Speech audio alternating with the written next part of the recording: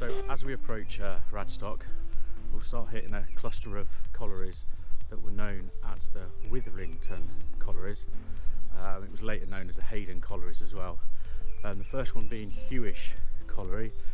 Now, there was an incline that joined the Bristol and Somerset railway line. We're just trying to find that at the moment. We're obviously heading away from Vobster, where we were last time, and heading towards Radstock. So we'll try and find the incline if we can, because the colliery did shut in 1912, and then we'll go up to where the colliery was on the top of a hill and see what we can find.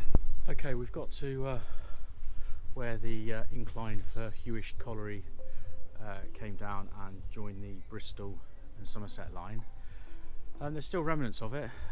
We'll have a look. There's a bit of a derelict building here. So this was a mass of exchange sidings.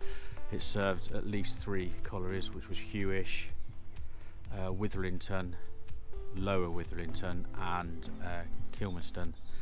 We'll be looking at all those eventually.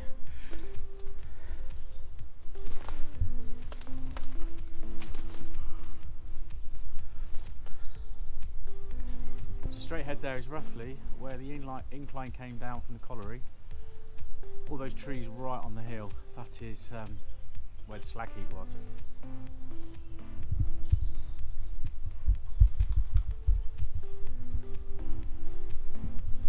Okay, looking up towards the tree line ahead, you can see a house to the right. Well, just to the left of that house was where the tramway incline came from Hewish Colliery. It ran down the hill. I'll just turn around, and this is where it came in. Now, this is at the bottom of the hill here, just past that palisade fencing is the Bristol and Somerset railway line. So this would have been the exchange sidings here for the colliery. Obviously you saw earlier we walked along that bit of line. We came to where we were the other side of the palisade fencing, but now we're the colliery side of the palisade fencing, and we'll just have a look around here, see what we can find this side. There's obviously some old stonework, etc. buildings. It's obviously back in the day, obviously a very busy place.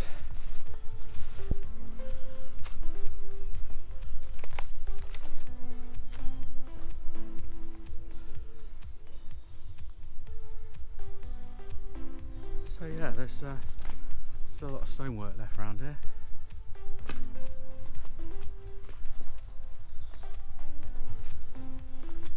We'll have to look on the map to see what we're actually looking at. But as you can see, there's some kind of stone wall or building that used to run along here.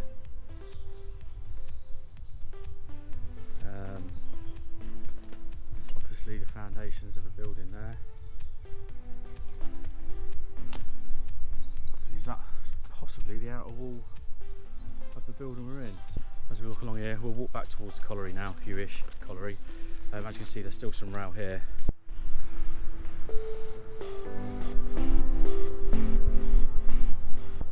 Here we are at Hewish Pit. This is the approach road. There's an old building here.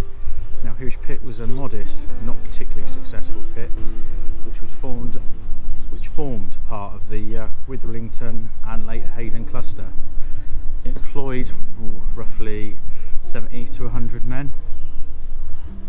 As you can see here, this is obviously an old surviving building.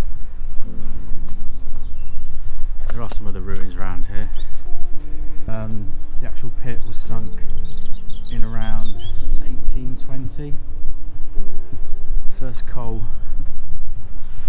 was hauled out in April 1824. The winding shaft was about 570 feet deep. So we'll have a look around some of the, see what we can find, some of the old ruins, see what we can find.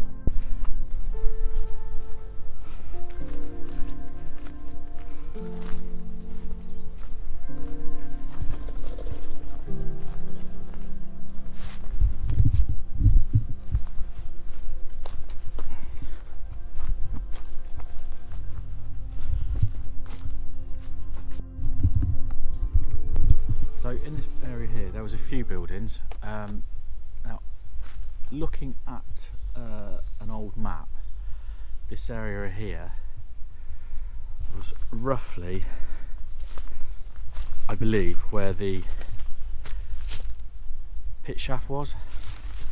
Now there are some old relics,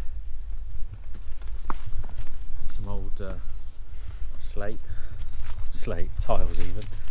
Now you can see there's foundations all over here.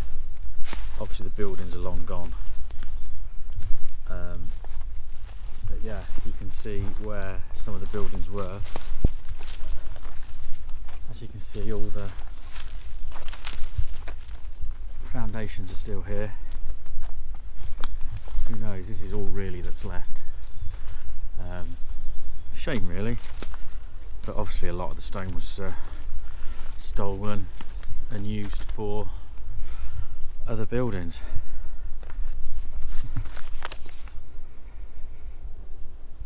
Now the actual shaft, it was served by a double-decker cage, which was a major safety improvement. For the first 30 years or so, the coal produced was moved entirely by road, but in 1855 a self-acting incline 2-foot gauge was laid down to the Great Western Railway, which has just been built in the valley connecting Frome to Radstock.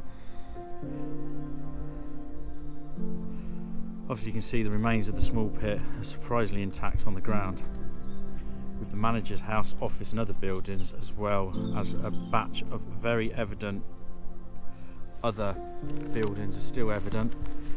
It was closed in 1912, so it's not surprising that there's not really much left.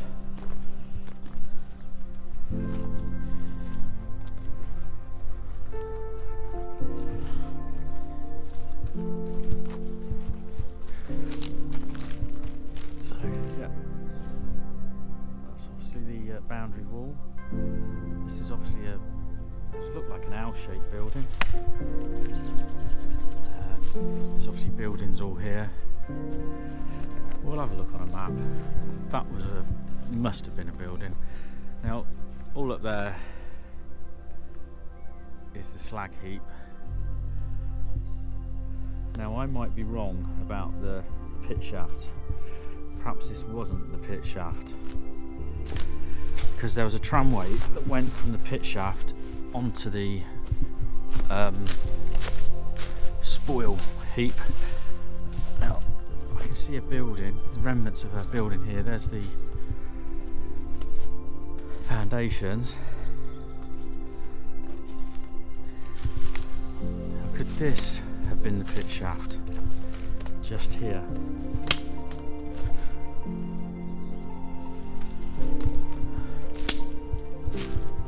Look like on the map there's 2 square buildings, and then the tramway went off along here to obviously get rid of the spoil.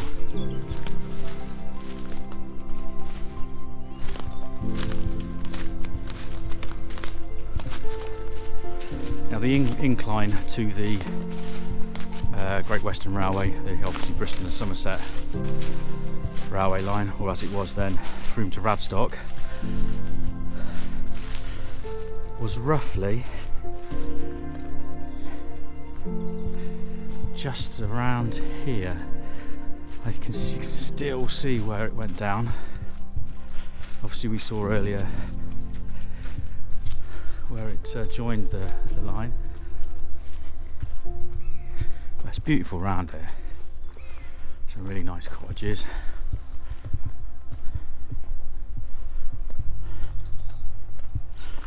Now, was that the incline down to the railway?